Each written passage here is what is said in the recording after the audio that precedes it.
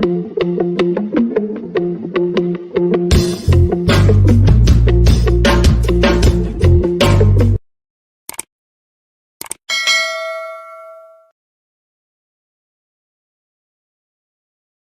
back to Ma'am Jessa's class. Samahan niyo kong muli na mag-aral ng math lesson in this video. In this video, we will discuss the laws of radicals. Our objectives are find the product of two radical expressions using the laws of radicals, find the quotient of two radical expressions using the laws of radicals. 3. Simplify radical expression using the laws of radicals.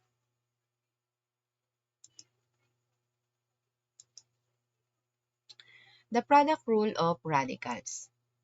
For any real numbers a and b, nth root of a times nth root of b is equal to nth root of ab. Kung matatandaan nyo sa ating radical expression, we have the index and the radicand. No? So, dito, ang index natin ay yung n. No? And then, yung ab, yung magiging radicand. If n is even, so yung index natin, kung even daw yung index natin, 2, 4, 6, 8, a and b must be positive. So, ang radicand dapat ay positive. Next, the converse of the product rule of radicals is nth root of ab is equal to nth root of a times nth root of b by using the symmetric property. Example number 1, find the product of the square root of 3 and the square root of 7. So we can rewrite it as square root of 3 times square root of 7. And by applying the product rule of radicals, we have square root of 3 times 7. So 3 times 7 is 21. So therefore, the answer is square root of 21. Second one, what is the product of the square root of 12x and the square root of 3x? We can rewrite it as the square root of 12x times the square root of 3x. And by applying the product rule of radicals, magkakaroon tayo ng square root of 12x times 3x. Then, 12 times 3 is 36. So, we have the square root of 36. Then, x times x, using the product rule in laws of exponent, i-add natin yung kanilang exponent. So, since x yan, meron silang imaginary 1 na exponent. So, 1 plus 1. We have 2. So, therefore, ang ating x times x is x squared. Kasi inad yung yung exponent nila na imaginary 1 na 1. So, inad natin yun. Then, the square root of 36 is 6. And the square root of x squared is x. So, therefore, meron tayong 6x. Number 3, find the product of 8, the square root of 6, and the square root of 24. We will have 8 square root of 6 times square root of 24. So, mapapansin nyo, si 8 wala siya sa loob ng radical symbol. So, kukopyahin lang natin siya. So, we will have 8 square root of 6 times 24 by applying the product rule of radicals. So, 6 times 24 is 144. So, we have 8 square root of 144. Then, copy ulit si 8. Square root of 144 is 12. So, i-multiply natin si 12 sa 8. So, 8 times 12 is 96. Multiply and simplify cube root of 5a squared and cube root of 2a. So, we can rewrite it as cube root of 5a squared times cube root of 2a. By applying the product rule of radicals, cube root of 5a squared times 2a. Magiging cube root of 5a squared times 2a. Then, 5 times 2 is 10. So, magkakaroon tayo ng cube root of 10. Then, a squared times a. By applying the laws of exponents na product rule, i-add natin ang kanilang exponent. So, i-add natin yung exponent na 2 at saka imaginary 1 na exponent. So, magkakaroon tayo ng a cube. Then, cube root of 10 is kokopyahin na lang dahil nasa simplest form na siya. Hindi siya perfect cube root. Then, cube root of a cube is a. Bakit? Kinancel out natin si index na 3 at saka exponent na 3. Kumbaga, 3 divided by 3.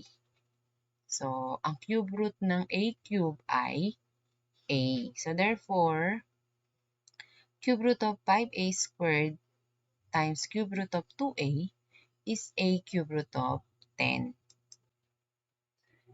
Number 5, simplify square root of 80.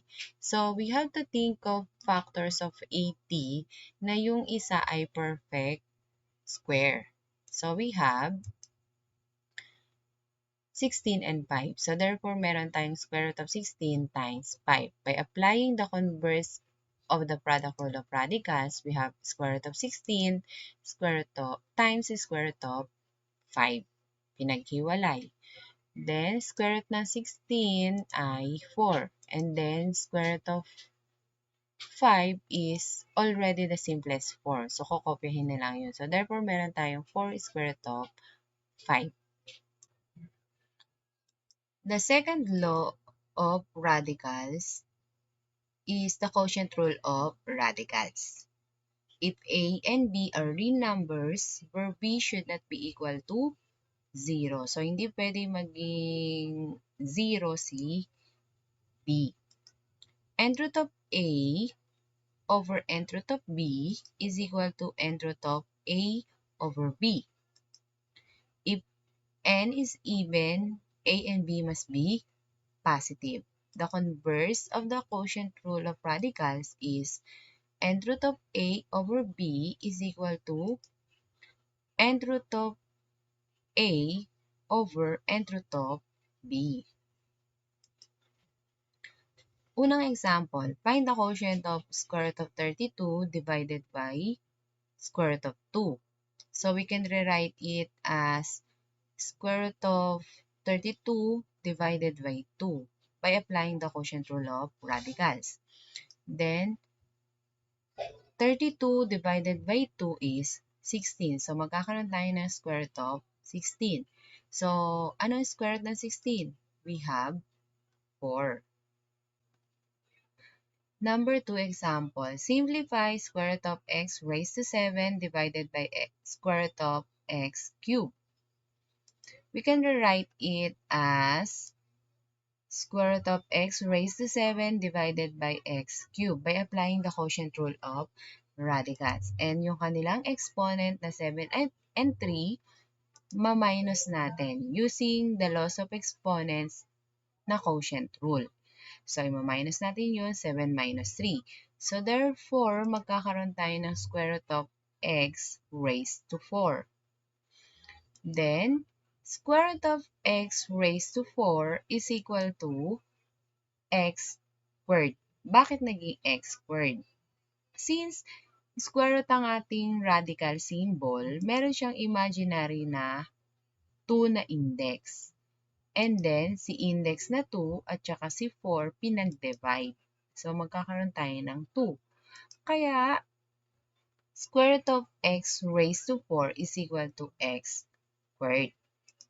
Number 3, simplify square root of 75x cubed divided by square root of 3x. By applying the quotient rule of radicals, magkakaroon tayo ng square root of 75x cubed divided by 3x.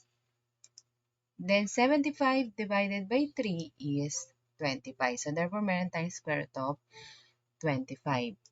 And then, square root of x cubed divided by x, a-apply ulit natin si quotient rule of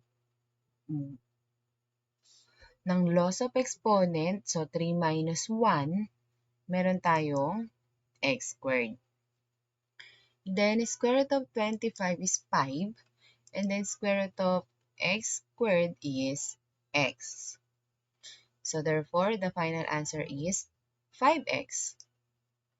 Number 4, simplify cube root of a cube b raised to 6 divided by 216. So we can rewrite it as cube root of a cube b raised to 6 divided by cube root of 216. Cube root of a cube is a. Bakit naging ganon? So, kinancel out ulit yung index na 3 at saka exponent na 3 since cube root ang ating radical symbol. So, kaya naging cube root of a cube is equal to a. And then, cube root of b raised to 6 is b squared. Bakit naging b squared?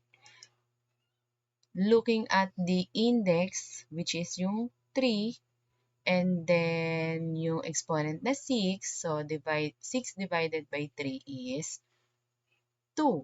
Kaya naging b squared yung cube root of b raised to 6. And then, cube root of 216 is 6. So therefore, the final answer is a b squared all over 6. Number 5. Simplify square root of 3n divided by square root of 27n raised to 9. By applying the quotient rule of radicals, we will have square root of 3n divided by 27n raised to 9. I-lowest term natin si 3 over 27 or 3 divided by 27. So we will have 1 over 9. And then si n divided by n raised to 9 by applying the negative integral exponents sa loss of exponent, magkakaroon tayo ng n raised to 8 sa denominator.